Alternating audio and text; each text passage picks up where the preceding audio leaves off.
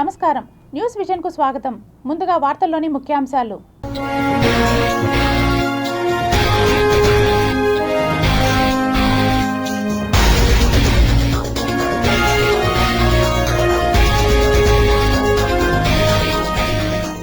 పాక్ సింధు నీళ్లు బంద్, వేసవికి ముందు షాక్ ఇచ్చిన భారత్. ఏపీలోని విద్యార్థులకు అద్భుత అవకాశం, ఇంగ్లీష్ మీడియం చదువు ఫ్రీ, హాస్టల్ వసతి కూడా ఉచితమే. కోర్టు కేసులు త్వరగా పరిష్కారం అయ్యేలా చర్యలు చేపట్టండి, అధికారులను ఆదేశించిన తిరుపతి నగరపాలక సంస్థ కమిషనర్ ఎన్ మౌర్య. వేసవి రద్దీకి విస్తృత ఏర్పాట్లు, సామాన్య భక్తులకు వీలైనంత త్వరగా దర్శనం కల్పించేలా చర్యలు, టీటీడీ అదనపు ఈవో సిహెచ్ వెంకయ్య చౌదరి వెల్లడి. తిరుమల హోటళ్ల కేటాయింపులో అక్రమాలు, ఆక్రమణలు చట్టబద్ధం చేసిన బోర్డు, సమగ్ర విచారణకు సిపిఎం డిమాండ్. సాంకేతిక అడ్డంకుల పరిష్కారంతో జోరుగా సాగుతున్న పనులు, 250 కోట్ల రూపాయలు అమృత్ నిధులున్న పనులు చేయని గత ప్రభుత్వం.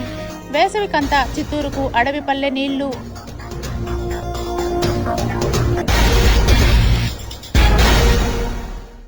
ఏపీలోని విద్యార్థులకు గుడ్ న్యూస్, మోడల్ స్కూళ్లలో అడ్మిషన్లకు రాష్ట్ర ప్రభుత్వం నోటిఫికేషన్ జారీ చేసింది. రాష్ట్రంలో మొత్తం 164 మోడల్ స్కూళ్లు ఉండగా వీటిలో 2026-27 విద్యా సంవత్సరానికి సంబంధించిన 6వ తరగతి అడ్మిషన్లను ప్రారంభించారు. ఈ మేరకు పాఠశాల విద్యాశాఖ ప్రకటన విడుదల చేసింది. ఆసక్తిగల విద్యార్థులు దరఖాస్తులు చేసుకోవాలని పాఠశాల విద్యాశాఖ డైరెక్టర్ వి విజయరామరాజు తన ప్రకటనలో తెలిపారు. ఎంట్రన్స్ ఎగ్జామ్లో మెరిట్ ఆధారంగా విద్యార్థులను ఎంపిక చేయనున్నారు. మోడల్ స్కూళ్లు ఉన్న మండలాల్లోనే ఈ ఎంట్రన్స్ ఎగ్జామ్ విద్యార్థులకు నిర్వహించనున్నారు. ఇందులో మెరిట్ మార్కుల ప్రతిపాదికన విద్యార్థులు మోడల్ స్కూళ్లలో చదువుకునేందుకు అడ్మిషన్లు కల్పిస్తారు. ఎంపికైన వారికి ఉచితంగా విద్య అందిస్తారు. ఈ స్కూళ్లలో పేద విద్యార్థులు ఇంగ్లీష్ బోధన పొందవచ్చు. ఫిబ్రవరి 24వ తేదీ నుంచి దరఖాస్తులను ఆహ్వానిస్తున్నారు. మార్చి 31వ తేదీ వరకు అప్లై చేసుకోవచ్చు. ఏప్రిల్ 12న ప్రవేశ పరీక్ష ఉంటుంది. ఏప్రిల్ 27న మెరిట్ లిస్ట్ రిలీజ్ చేస్తారు. ఆ తర్వాత విద్యార్థులను ఎంపిక చేస్తారు. ఏప్రిల్ 30న సర్టిఫికెట్ వెరిఫికేషన్, కౌన్సిలింగ్ ఉంటుంది. జూన్ నుంచి క్లాసులు ప్రారంభమవుతాయి. విద్యార్థులు నివాసముండే మండలంలో ఉండే మోడల్ స్కూళ్లలోనే చదువుకోవచ్చు. విద్యతో పాటు ఉచిత హాస్టల్ సౌకర్యం కూడా అందుబాటులో ఉంటుంది. దీంతో గ్రామాల్లోని పేద విద్యార్థులకు ఇది ఒక వరంగా చెప్పవచ్చు. ఉచితంగా ఇంగ్లీష్ మీడియం విద్య ఈ స్కూళ్ల ద్వారా పొందే అవకాశం ఉంది. ఏపీ ప్రభుత్వ పాఠశాల విద్యాశాఖ వెబ్సైట్ సందర్శించి దరఖాస్తు చేసుకోవచ్చు. ముందుగా పరీక్షా ఫీజు చెల్లించిన తర్వాత జర్నల్ నంబర్ కేటాయిస్తారు. ఆ నంబర్ ఆధారంగా లేదా వెబ్సైట్లో దరఖాస్తు చేసుకోవచ్చు. తిరుమల కొండపై 5 బిగ్ క్యాంటీన్లు, 5 జనతా క్యాంటీన్ల ఎంపిక విషయంలో పారదర్శకత పాటించకుండా గత విధానాలను భిన్నంగా ఆన్లైన్ టెండర్లు రద్దు చేసి ఆఫ్లైన్లో నిర్వహించడం, డిప్ పద్ధతిని అమలు జరపడం పలు అనుమానాలకు తావిస్తున్నది. దీనిపై సమగ్ర విచారణ జరిపించాలని సిపిఎం డిమాండ్ చేసింది. గతంలో ఆన్లైన్ ద్వారా టెండర్లు పిలిచేవాళ్ళు, ఇప్పుడు డైరెక్ట్గా సబ్మిట్ చేసే మెథడ్లో టెండర్స్ను పిలిచారు. ఈ పద్ధతిని ఎందుకు మార్చారు అనేది మేము అడుగుతున్నది. స్థానికులకు ఎవరికి అర్హత లేకుండా చేయడం అనేదే లక్ష్యంగా తమకు కావలసినటువంటి వాళ్ళకి తాము ఎవరికైతే ఇవ్వాలని అనుకుంటున్నారో వాళ్ళకి వచ్చేటువంటి పద్ధతిలో కండిషన్స్ను పెట్టారు. నెలకి 30 నుంచి 45 లక్షల రూపాయల రెంట్ చెల్లించేటివి బిగ్ క్యాంటీన్లు అని అంటే, ఒక నెలకు రెంట్ చెల్లించేవాడిని బిగ్ క్యాంటీన్ అంటే చాలా పెద్ద హోటల్ అని అర్థం. అంత పెద్ద అమౌంట్ చెల్లించేదానికి వాళ్ళని ఎట్లా ఎంపిక చేశారంటే 26 మందిని అనర్హులుగా ప్రకటించేసి 5 మందిని ఎంపిక చేసుకొని 5 మందికి డిప్ సిస్టమ్ పెట్టారు. ఇంకా 5 మందికి డిప్ సిస్టమ్ పెట్టడం ఏముంది? ఉండేది 5 హోటళ్ళు, అర్హులుగా నిర్ణయించినటువంటి వాళ్ళు 5గురు.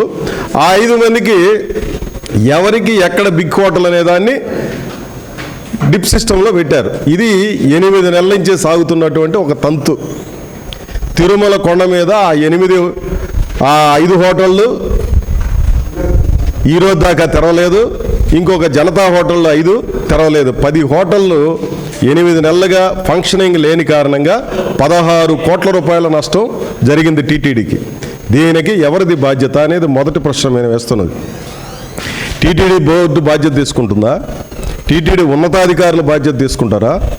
మీ యొక్క అవసరాల కోసం, మీ వాళ్ళకి మీరు ఇవ్వడం కోసం, అయిన వారికి ఆకుల్లో కాని వారికి కంచాల్లో అని చెప్పి సామెత ఉంది కదా, అట్లా మీకు నచ్చినటువంటి వాళ్ళ కోసం కట్టబెట్టడం కోసం ఈ రకంగా పద్ధతులు మార్చడం అనేది ఏ రకమైనటువంటి న్యాయమో టీటీడీ ఉన్నతాధికారులు, బోర్డు చైర్మన్ గారు సమాధానం చెప్పాల్సినటువంటి అవసరం ఉందని చెప్పి మేము అడుగుతున్నాం. త్వరలో ప్రారంభం కానున్న వేసవి సెలవులకు రానున్న భక్తుల రద్దీని దృష్టిలో ఉంచుకొని వాటికి ఎలాంటి ఇబ్బందులు కలగకుండా అన్ని ఏర్పాట్లు పక్కా ప్రణాళికతో సమర్థవంతంగా చేపడుతున్నట్లు టీటీడీ అదనపు ఈవో సిహెచ్ వెంకయ్య చౌదరి తెలిపారు. తిరుమలలోని పద్మావతి అతిథి గృహంలో గల సుధర్మ సమావేశ మందిరంలో శుక్రవారం ఆయన వేసవి ఏర్పాట్లపై అధికారులతో సమీక్షా సమావేశం నిర్వహించారు. ఈ సందర్భంగా ఆయన మాట్లాడుతూ గత 2-3 సంవత్సరాల వేసవి డేటాను విశ్లేషించి దర్శనాల సంఖ్య, వేచి ఉండే సమయం, తర్వాత రోజు దర్శనాలకు క్యూ లైన్లలో వేచి ఉండే భక్తుల సంఖ్య వంటి అంశాలపై విస్తృతంగా చర్చించినట్లు తెలిపారు. భక్తులకు మెరుగైన సౌకర్యాలు అందించేందుకు అన్నప్రసాదం, తాగునీటి పంపిణీ, నడకదారి భక్తులకు మార్గమధ్యంలో షెడ్ల ఏర్పాట్లు, మాడవీధులు తదితర ప్రాంతాల్లో కూల్ పెయింటింగ్, అవసరమైన చోట్ల షెడ్లు ఏర్పాట్లు చేయనున్నట్లు వెల్లడించారు. అలాగే మజ్జిగ పంపిణీ పాయింట్ల సంఖ్యను పెంచి వేసవిలో భక్తుల దాహార్తిని తీర్చేలా ప్రత్యేక చర్యలు తీసుకుంటామని చెప్పారు. వేసవి సెలవుల్లో కుటుంబాలతో కలిసి అధిక సంఖ్యలో భక్తులు వచ్చే నేపథ్యంలో వసతి సదుపాయాలు, అన్నప్రసాదం నిర్వహణను మరింత సమర్థవంతంగా అమలు చేయాలని నిర్ణయించినట్లు పేర్కొన్నారు. నడకదారి భక్తులు అధిక రద్దీ ప్రాంతాలలో వైద్య సదుపాయాలను బలోపేతం చేసి మరింత మెరుగైన సేవలు అందించేందుకు చర్యలు చేపట్టనున్నట్లు తెలిపారు. సామాన్య భక్తులు దర్శనం కోసం వేచి ఉండే సమయాన్ని తగ్గించి వీలైనంత త్వరగా దర్శనం కలిగేలా చర్యలు చేపట్టడంపై ప్రత్యేక దృష్టి సారించినట్లు అదనపు ఈవో తెలిపారు. ఏకసభ్య కమిషన్ నియామకాన్ని టీటీడీ మాజీ చైర్మన్ భూమన కరుణాకర్ రెడ్డి తప్పుపట్టారు. ఇది పూర్తిగా రాజకీయ ఎత్తుగడనేనని అభిప్రాయపడ్డారు. అందుకే రిటైర్డ్ అధికారితో కమిషన్ వేశానని తెలిపారు. ప్రభుత్వ నిర్ణయం సుప్రీంకోర్టును అవమానించడమేనని పేర్కొన్నారు. సిబిఐ సిట్ తన కనుసన్నలలో విచారణ జరపలేదని, తాను అనుకున్నట్టుగా వైఎస్ఆర్ కాంగ్రెస్ పార్టీ నాయకుల మీద, మా నాయకుడు జగన్మోహన్ రెడ్డి గారి మీద అభియోగాలు మోపలేదు కనుక తాను ఆశించిన విధంగా రాజకీయ కుట్ర ముందుకు సాగలేదు కాబట్టి ఇప్పుడు ఒక రిటైర్డ్ అధికారితో ఈ వన్ మ్యాన్ కమిషన్ని వేసినారు. దినేష్ కుమార్ అనేటువంటి రిటైర్డ్ ఆఫీసర్తో. దీన్ని మేము పూర్తిగా రాజకీయ ఎత్తుగడగానే భావిస్తున్నాం. సుప్రీంకోర్టు పర్యవేక్షణలో సిబిఐ సిట్ వేసి దర్యాప్తు చేసిన తర్వాత అదే అంశం మీద మళ్ళీ కమిషన్ వేయటం అన్నది చాలా ఆశ్చర్యం కలిగించేదే కాకుండా సుప్రీంకోర్టును అవహేళన చేసేటువంటి అంశంగా కూడా ఉంది. సిబిఐ ఛార్జ్షీట్ వేసిన తర్వాత ప్రభుత్వానికి కొన్ని సిఫార్సులు చేశారని ప్రభుత్వంలోని మంత్రులే కేబినెట్ సమావేశంలోనే చెప్పినారు.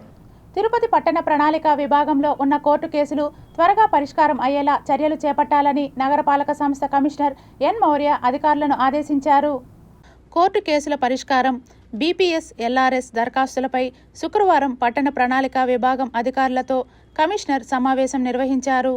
ఈ సందర్భంగా కమిషనర్ మాట్లాడుతూ పట్టణ ప్రణాళిక విభాగంలో పెండింగ్లో ఉన్న కోర్టు కేసులు పరిష్కారం అయ్యేలా తగు చర్యలు చేపట్టాలని తెలిపారు. పిటిషన్దారులతో, న్యాయవాదులతో చర్చించాలని తెలిపారు.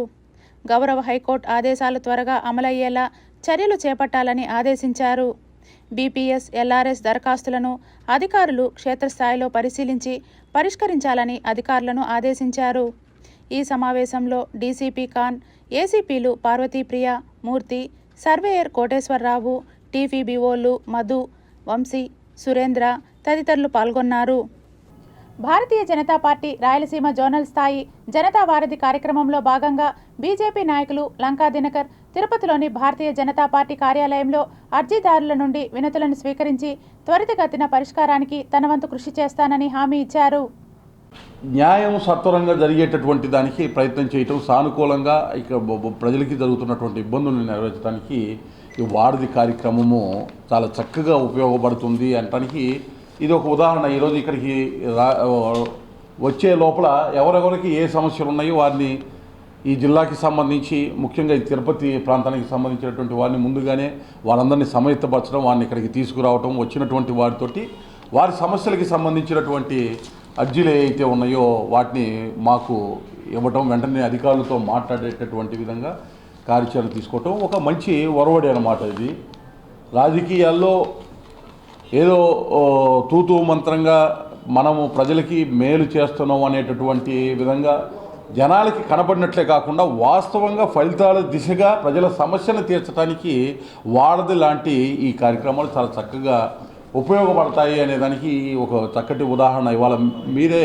ప్రత్యక్షంగా చూశారు. ఏ విధంగా అధికారులతోటి మనం ఇంటరాక్ట్ అయ్యి ఆ సమస్యల్ని తీర్చడానికి అడుగులు వేయడానికి అవకాశం కలుగుతుందని 2026 జనవరి 2వ వారం నుంచి ప్రారంభించుకోవడం జరిగింది. ఇది 3వ విడత జనతా వారధి. ప్రతి శుక్రవారం కూడా విశాఖపట్నం, విజయవాడ, రాజమండ్రి, తిరుపతి కేంద్రాలుగా ప్రతి శుక్రవారం కూడా ప్రజల నుంచి అర్జీలు, వినతులు, సమస్యలు స్వీకరించి వాటిని సంబంధిత అధికారుల దృష్టికి తీసుకెళ్ళి కలెక్టర్ గారి యొక్క పరిధిలో ఉన్న వాటిని కలెక్టర్ గారికి, రాష్ట్ర ప్రభుత్వం దృష్టికి తీసుకెళ్లాల్సిన వాటిని రాష్ట్ర ప్రభుత్వం దృష్టికి, కేంద్ర ప్రభుత్వం దృష్టికి తీసుకెళ్లి పరిష్కరించాల్సినటువంటి సమస్యలను పరిష్కరిస్తూ ఈ కార్యక్రమాన్ని ముందుకు తీసుకెళ్తున్నాము. ఇవాళ తిరుపతిలో జరిగే రాయలసీమ జోన్కు సంబంధించి, రాయలసీమ జిల్లాలకు సంబంధించి 8 జిల్లాలకు సంబంధించినటువంటి జనతా వారధి కార్యక్రమాన్ని బీజేపీ జిల్లా పార్టీ కార్యాలయంలో ఏర్పాటు చేసుకోవడం జరిగింది. చంద్రగిరి నియోజకవర్గంలో ప్రస్తుత కూటమి ప్రభుత్వ పాలనలో స్థానిక ఎమ్మెల్యే కబ్జాలు, ఇసుక గ్రావెల్ దోపిడీ పాల్పడుతున్నారంటూ వైసీపీ నేత చెవిరెడ్డి మోహిత్ రెడ్డి తిరుపతి ప్రెస్ క్లబ్లో మీడియా ముందు ఆరోపించారు. తప్పకుండా ఇది ఇక్కడతో ఆపాల్సిందిగా అధికారులుగా విజ్ఞప్తి చేస్తున్నాం. ఎందుకంటే అధికారులు నిద్రపోతున్నారని నిజంగా మాకు అనిపిస్తూ ఉంది. మేము వెళ్ళి అధికారులకు కంప్లైంట్ ఇస్తే మేము చూస్తాము, పడతామంటారు. పోయి మా వాళ్ళు ఎంఆర్ ఆఫీస్కి వెళ్ళి మీరు తప్పు చేస్తున్నాం ప్రశ్నిస్తే చూద్దాంలే అని చెప్పి ఎంఆర్ఓ గారు ఫోన్, చంద్రగిరి ఎంఆర్ఓ గారు అయితే ఫోన్ కూడా ఎత్తారంట. ఎన్నిసార్లు కంప్లైంట్ చేసినా పట్టించుకోరంట. నిజంగా నాకు అర్థం కావాలంట. మీరు అధికారులు, మీరు ఒక పార్టీకి ఏజెంట్లు కాదు. మీరు ఇప్పటికైనా మీ విధానాలు మార్చుకొని తప్పకుండా పోలీస్ అధికారులు కావచ్చు, రెవెన్యూ అధికారులు కావచ్చు, ఎక్కడెక్కడ తప్పులు జరుగుతున్నాయో మీరు అడ్డుకట్ట వేయాల్సిన అవసరం ఎంతైనా ఉంది. లేదంటే ప్రతిపక్షంగా మా పాత్ర తప్పకుండా మేము వెళ్ళి ఎక్కడెక్కడైతే ఈ గ్రావళ్ళు, అక్రమంగా గ్రావళ్ళు ఈ విధంగా ఎత్తి ఎక్కడెక్కడైతే ప్రకృతి వనాన్ని మీరు నాశనం చేస్తున్నారో ప్రతి చోట వెళ్ళి అక్కడ కూర్చొని అవసరమైతే అక్కడి నుంచి నిరాహార దీక్షణ చేసి ఈ కార్యక్రమాన్ని మేము ఆపే కార్యక్రమం చేస్తామని కూడా ఇక్కడ పార్టీకే మిత్రుల ద్వారా ఇక్కడ మీకు తెలియజేస్తున్నాను. గత వైఎస్ఆర్సీపీ హయాంలో తిరుమల కొండపై అడుగడుగున అవినీతి చోటు చేసుకుందని, ఇప్పుడు దానిని కప్పిపుచ్చేందుకు, ప్రజల దృష్టిని మళ్లించేందుకు ప్రయత్నిస్తున్నారంటూ టీడీపీ నేత కోడూరు బాలసుబ్రహ్మణ్యం తిరుపతి ప్రెస్ క్లబ్ వేదికగా ఆరోపించారు.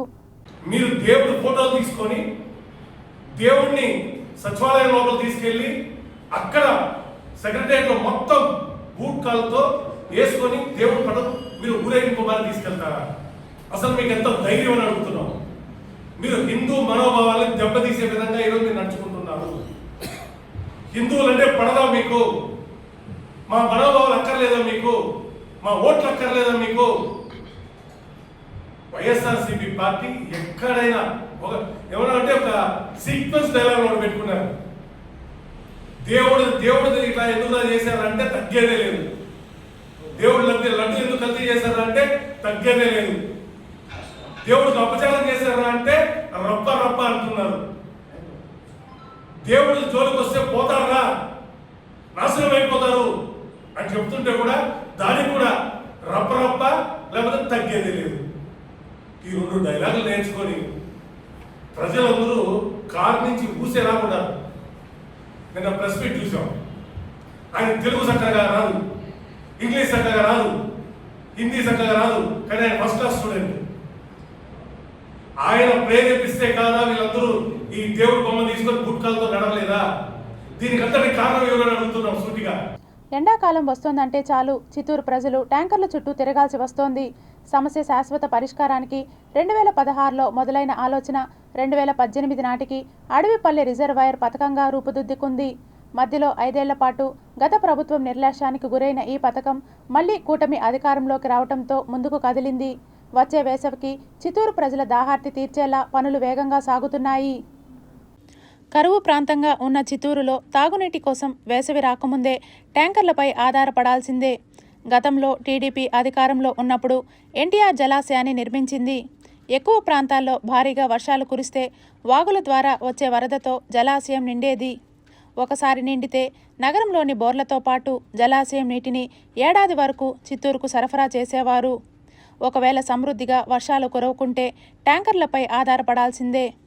ఈ క్రమంలో శాశ్వత నీటి పరిష్కారం చూపేందుకు 2016లో అప్పటి MLA DA Satyaprabha, mayor Katari Anuradha Amrut పథకం కింద నిధులను మంజూరు చేయాలని ప్రతిపాదనలు పంపారు. 2018లో కేంద్ర, రాష్ట్ర ప్రభుత్వాలతో పాటు చిత్తూరు నగరపాలక సంస్థ వాటాతో కలిపి 250 కోట్ల రూపాయలను మంజూరు చేస్తూ ఉత్తర్వులు ఇచ్చింది. దీంతో పీలేరు సమీపంలోని అడవిపల్లె రిజర్వాయర్ నుంచి చిత్తూరుకు పైప్లైన్ పనులను ప్రారంభించారు. ఏడాది పాటు పనులు జరిగాక ఎన్నికలు రావడంతో ఆగిపోయాయి.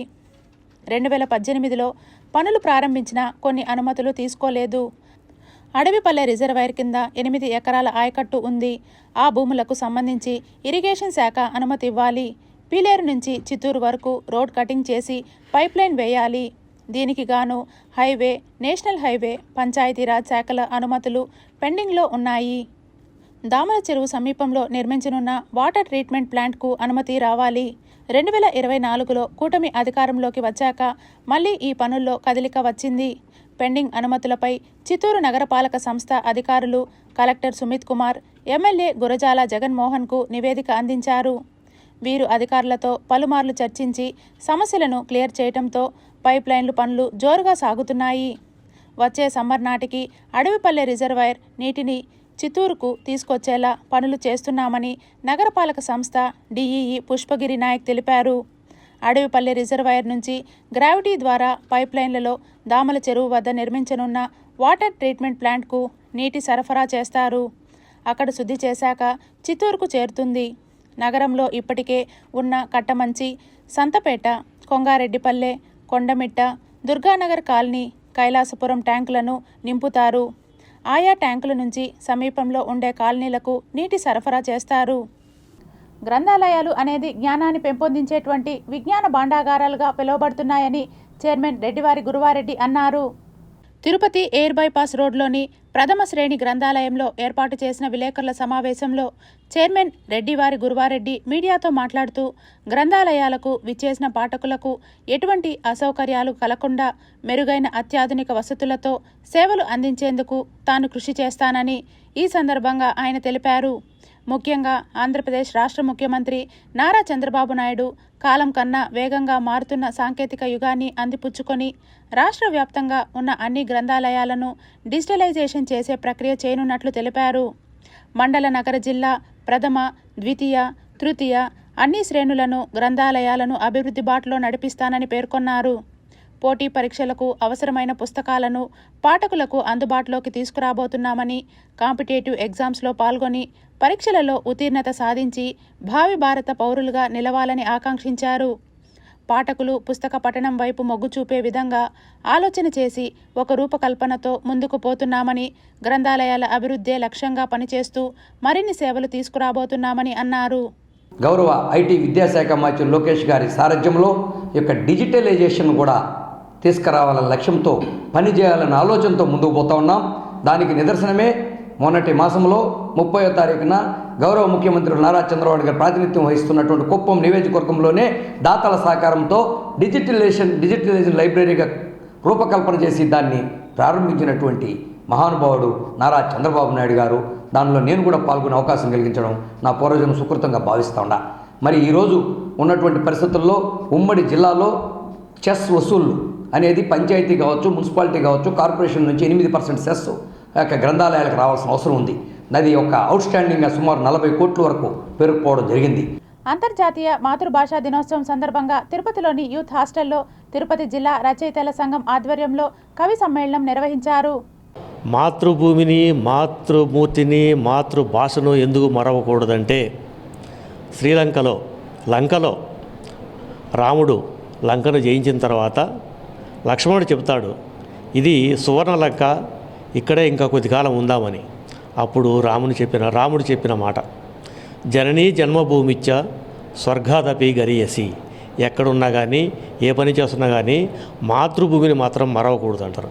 అదేవిధంగా మాతృభాష అంటే మాతృదేవత తల్లి బిడ్డకు పాలు పడుతూ నేర్పించిన భాష మాతృభాష.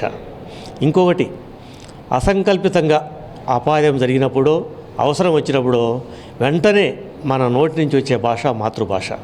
ఈ మాతృభాషను మరవద్దండి, తెలుగు వాళ్ళందరికీ మన తెలుగును మరవద్దండి మరొకసారి అందరికీ విన్నపం చేసుకుంటూ అందరికీ మాతృభాష దినోత్సవ శుభాకాంక్షలు. గత తెలుగుదేశం పార్టీ హయాంలో ఉమ్మడి చిత్తూరు జిల్లాలో కాపు భవనాల నిర్మాణానికి స్థలాలను కేటాయించిన ముఖ్యమంత్రి చంద్రబాబు నాయుడుకు, కూటమి నేతలకు ధన్యవాదాలు తెలుపుతూ కాపు భవన నిర్మాణాల కోసం కూడా నిధులు మంజూరు చేయాలని చిత్తూరు జిల్లా బలిజ కులస్తుల సంక్షేమ సంఘం నాయకులు తిరుపతి ప్రెస్ క్లబ్ వేదికగా ప్రభుత్వాన్ని కోరారు. కాపు భవనాలు నిర్మాణం చేయడానికి 5 కోట్ల ఫండ్ కూడా పెట్టడం జరిగింది ఆ పాలనలో. కానీ తర్వాత గవర్నమెంట్లో మేము ఎన్నోసార్లు తెలియజేసినా ఆ గవర్నమెంట్ మమ్మల్ని పట్టించుకోలేదు. ఆ గవర్నమెంట్ చేసింది కూడా ఈడబ్ల్యూసీఎస్ చంద్రబాబు నాయుడు గారు 5% మాకు ఇస్తే జగన్మోహన్ రెడ్డి వచ్చి వెంటనే దాన్ని రద్దు చేయడం కూడా జరిగింది. కాబట్టి ఈ గవర్నమెంట్లో మళ్ళా గుర్తించి గతంలో ముఖ్యమంత్రి వచ్చినప్పుడు మీకు కలిసి మేము రిప్రజెంటేషన్ ఇచ్చినాము, చేస్తామని చెప్పారు. కాబట్టి కాపు భవనంలో నిర్మాణం పూర్తిగా రాష్ట్ర ప్రభుత్వం తీసుకోవాలి. ముఖ్యంగా కుప్పంలో 2.5 ఎకరా ఇచ్చారు, చిత్తూరులో 2 ఎకరాలు ఇచ్చారు, తిరుపతిలో 2 ఎకరాలు ఇచ్చారు. కాబట్టి ఇవన్నీ నిర్మాణం రాష్ట్ర ప్రభుత్వమే చేయాలనేసి మేము డిమాండ్ చేస్తూ కోరుతున్నాం. ఎందుకంటే కాపులకు ఒక జ్ఞాపకార్థంగా ఇది చేశారు కాబట్టి ముఖ్యమంత్రి గారు గుర్తించి ఖచ్చితంగా చేస్తారని కూడా కోరుతున్నాం. మన శ్రీకృష్ణదేవరాయలు ఎన్నో చెరువులు, ఇప్పుడు కరువు లేకుండా మనం ఉన్నామంటే రాయలసీమలో కొన్ని ఏరియాలో ఆయన చెరువులు లోపించినవి, ఆయన చేసుండే అభివృద్ధి కార్యక్రమాలే తార్కాణము. అలాంటి వ్యక్తికి ఇంతటి గౌరవాన్ని రాష్ట్రం మన కూటమి పాలనలో దానికి గౌరవం దక్కుతుందని దీనికి స్పీకర్ కూడా అప్పటికప్పుడే శాంక్షన్ చేయడం జరిగింది. దీనికి ఎవరైతే కష్టపడి అన్ని చేస్తుంటారో వాళ్ళకందరికీ మేము కాపు సంఘాల తరపున మేమంతా వారికి ధన్యవాదాలు తెలియజేసుకుంటున్నాము. అలాగే త్వరితగతిన బలిజ కాపు భవనం కూడా పూర్తి చేసి వాటికి కూడా శ్రీకృష్ణదేవరాయల పేరు పెట్టాలని సందర్భంగా మేము తెలియజేసుకుంటున్నాం. రాష్ట్రంలో తిరుపతి నగరంలో ప్రవేశించే ప్రధాన మార్గాలలో ఒకటైన తుమ్మలగుంట మహిళా యూనివర్సిటీ రోడ్డు నిత్యం ప్రమాదాలకు నెలవుగా మారింది. తిరుపతి మహానగరంలోనికి ప్రవేశించే ప్రధాన రహదారులలో తుమ్మలగుంట నుండి మహిళా విశ్వవిద్యాలయం మీదుగా ఉండే రహదారి ముఖ్యమైనది. చిత్తూరు, చెన్నై, బెంగళూరు తదితర ప్రాంతాల నుండి వచ్చే అధిక శాతం మంది యాత్రికులు ఈ రహదారి గుండా తిరుమలకు చేరుకుంటూ ఉంటారు. కానీ ఇటువంటి రహదారిలో స్పీడ్ బ్రేకర్లు లేకపోవడం, ఎటువంటి హెచ్చరికా బోర్డులు లేకపోవడంతో నిత్యం ప్రమాదాలకు కేంద్ర బిందువుగా మారింది. ఇందుకు ఉదాహరణ ఈరోజు జరిగిన ఆటోల ప్రమాదం. గతంలో కూడా ఈ రహదారిలో ఎన్నో ప్రమాదాలు జరిగి పలువురు గాయాల పాలయ్యారు. మరికొంతమంది తమ ప్రాణాలను కూడా కోల్పోయారు. ఇకనైనా సంబంధిత అధికారులు చొరవ తీసుకొని విరివిగా స్పీడ్ బ్రేకర్లను, హెచ్చరికా బోర్డులను ఏర్పాటు చేసి ప్రమాదాలను నియంత్రించాలంటూ నగరవాసులు కోరుకుంటున్నారు. అర్హులైన సంఘటిత, అసంఘటిత రంగ కార్మికులు విధిగా ఈ శ్రమ్ కార్డులు నమోదు చేసుకోవాలని సహాయ కార్మిక కమిషనర్ చిన్నలాలప్ప కోరారు. కేంద్ర, రాష్ట్ర ప్రభుత్వాలు శ్రామికులకు అందిస్తున్న పథకాలను ప్రతి ఒక్కరూ సద్వినియోగం చేసుకోవాలని సహాయ కార్మిక కమిషనర్ తిరుపతి శాఖ చిన్నలాలప్ప అన్నారు. తిరుపతి గాంధీ భవన్లో తిరుపతి 2 వీలర్ మెకానిక్ అసోసియేషన్ సభ్యులతో కార్మిక శాఖ సమావేశ కార్యక్రమాన్ని ఏర్పాటు చేశారు. ఈ కార్యక్రమానికి నగరంలోని మెకానిక్ సోదరులు పాల్గొన్నారు. ప్రధానమంత్రి శ్రమయోగి మాన్ధన్, ప్రధానమంత్రి లఘు వ్యాపారి మాన్ధన్ ఈ శ్రమ్ పథకాలను సద్వినియోగం చేసుకోవాలని పిలుపునిచ్చారు. ప్రమాదవశాత్తు ఏదైనా జరిగిన సమయంలో కుటుంబాన్ని ఆదుకునేందుకు ఈ పథకాలు దోహదపడతాయని, మరియు ఈఎస్ఐ, ఈపీఎఫ్ నేషనల్ పెన్షన్ స్కీములలో నమోదు కానివారు ఈ పథకానికి అర్హులని కొనియాడారు. వాళ్ళకి 60 ఏళ్ళ తర్వాత పెన్షన్ పథకం అమలు అవుతుంది. మినిమం 3,000 గ్యారంటీతో పెన్షన్ పథకం స్టార్ట్ అవుతుంది. కాబట్టి ఆ పథకంలో చేరడానికి వీళ్ళందరూ అర్హులు కాబట్టి, 2 వీలర్ మెకానికల్ అందరూ అర్హులు కాబట్టి ఆ పథకం గురించి వాళ్ళకి వివరించడం జరిగింది. ఆ పథకంలో వీళ్ళందరూ చేరడానికి ఇక్కడ క్యాంపు కూడా నిర్వహించడం జరిగింది. వాళ్ళకి స్పాట్లోనే రిజిస్ట్రేషన్ క్యాంపు చేస్తున్నాము. చేసి వాళ్ళకి ఆ పెన్షన్ కార్యక్రమంలో నమోదు చేయబడుతోంది.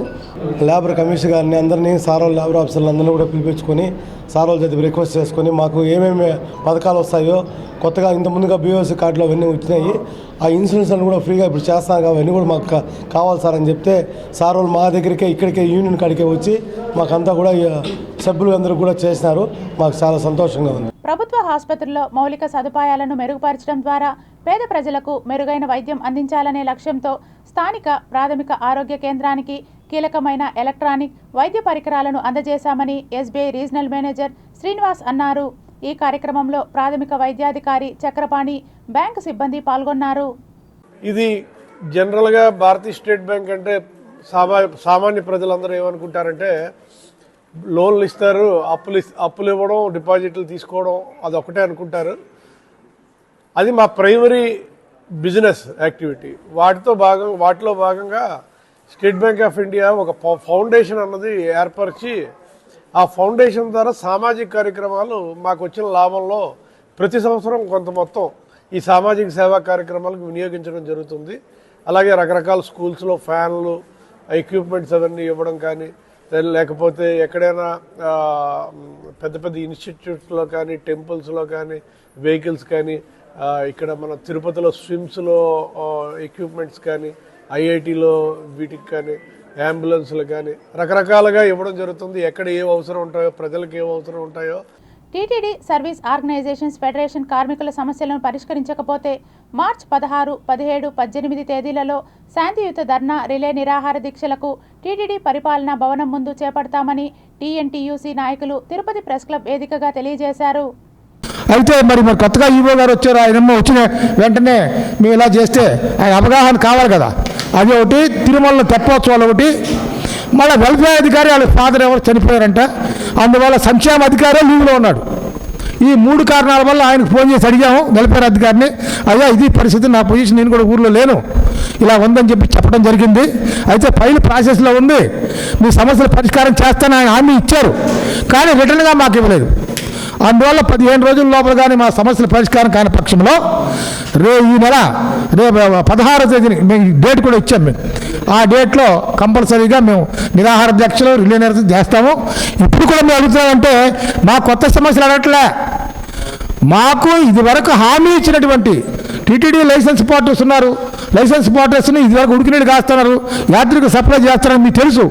వైఎస్ఆర్ కాంగ్రెస్ పార్టీ నేతలకు కూటమి ప్రభుత్వాన్ని విమర్శించే నైతిక హక్కు లేదని బ్రాహ్మణ సాధికార సమితి రాష్ట్ర సభ్యులు చిత్రపు హనుమంతరావు పేర్కొన్నారు. తిరుపతి శ్రీ కోదండ రామస్వామి వారి ఆలయ దక్షిణ మాడ వీధుల్లోని చిగోరా ఆధ్యాత్మిక కేంద్ర కార్యాలయంలో ఏర్పాటు చేసిన విలేకరుల సమావేశంలో ఆయన మాట్లాడుతూ బ్రాహ్మణ వెల్ఫేర్ కార్పొరేషన్ చైర్మన్ బుచ్చి రాంప్రసాద్పై విమర్శలు చేసే నైతిక హక్కు వైకాపా నేతలకు లేదని చిత్రపు హనుమంతరావు స్పష్టం చేశారు. వైఎస్ఆర్ కాంగ్రెస్ పార్టీ నేత, మాజీ ప్రభుత్వ సలహాదారు శ్రీకాంత్ చేసిన వ్యాఖ్యలను ఆయన తీవ్రంగా ఖండించారు. మరోసారి ఇటువంటి విమర్శలు చేస్తే తగిన గుణపాఠం రాష్ట్ర వ్యాప్తంగా బ్రాహ్మణులు తెలుపుతారని అన్నారు. ఇంకా మీరేదో భ్రమల్లో ఉండే ప్రభుత్వం చేసిన అభివృద్ధిని చూసి ఓర్వలేక మీరు మాట్లాడుతున్నారు. గతంలోనే రాష్ట్రంలో, దేశంలోనే మొట్టమొదటిసారి బ్రాహ్మణులకు ఒక కార్పొరేషన్ ఏర్పాటు చేసి 2014-18లో కార్పొరేషన్ ద్వారా అనేక మంది విద్యార్థులకి స్కాలర్షిప్లు ఇచ్చి దాదాపుగా 230 మందిని విదేశీ విద్యార్థుల్ని 10 లక్షలతో ప్రోత్సహించిన ప్రభుత్వం ఘనత ఈ కూటమి ప్రభుత్వాన్ని, నారా చంద్రబాబు నాయుడు గారిది. అంతేకాకుండా సుమారుగా ఎంతోమంది వేద విద్య చదువుకున్నటువంటి, వేద అధ్యయనం చేసిన వారికి, పురోహితులకి వివాహానికి 75,000 చొప్పు ప్రోత్సాహక బహుమతి ఇచ్చినటువంటి ప్రభుత్వం కూడా ఈ తెలుగుదేశం ప్రభుత్వాందే ఘనత. అంతేకాకుండా రాబోయేటువంటి ముందు రోజుల్లో జరిగేటువంటి ఉపద్రవాల్ని గుర్తించి ఆనాడే కోఆపరేటివ్ క్రెడిట్ సొసైటీని ఒక 50 కోట్లతో స్థాపించి ఎంతోమంది పేద బ్రాహ్మణులకి, వ్యాపారం చేసుకునే వారికి తక్కువ వడ్డీతో రుణాలు అందించినటువంటి ఘనత కూడా ఈ కూటమి ప్రభుత్వందే. Tirupati bullion gold jewellery and silver merchants association సమాచారం మేరకు తిరుపతి లోకల్ బులియన్ మార్కెట్లో బంగారం, వెండి ధరలు ఇలా ఉంటాయి. 24 క్యారెట్ల బంగారం 10 గ్రాముల ధర 1,60,000 రూపాయలు. 22 క్యారెట్ల బంగారం 1 గ్రాము ధర 14,372 రూపాయలు. వెండి 1 కేజీ ధర 2,63,600 రూపాయలు. రీటైల్ వెండి 1 గ్రాము ధర 268 రూపాయల 60 పైసలుగా ఉంటుంది. వార్తలు ముగించే ముందు ముఖ్యాంశాలు మరోసారి.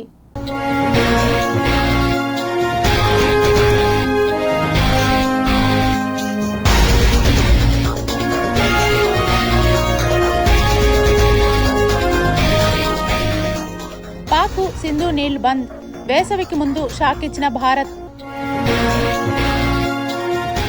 ఏపీలోని విద్యార్థులకు అద్భుత అవకాశం, ఇంగ్లీష్ మీడియం చదువు ఫ్రీ, హాస్టల్ వసతి కూడా ఉచితమే.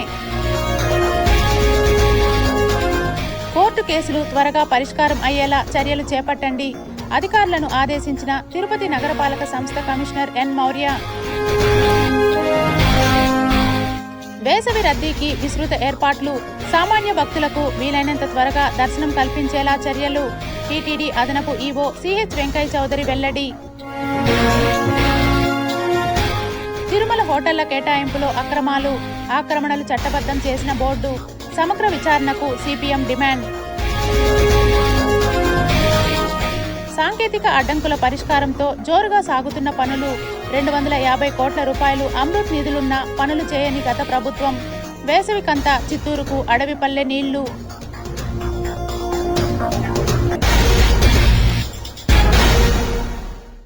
ఈ వార్తలు ఇంతటితో సమాప్తం. సమగ్ర సమాచారంతో న్యూస్ విజన్లో మళ్ళీ కలుద్దాం. అంతవరకు సెలవు. నమస్కారం.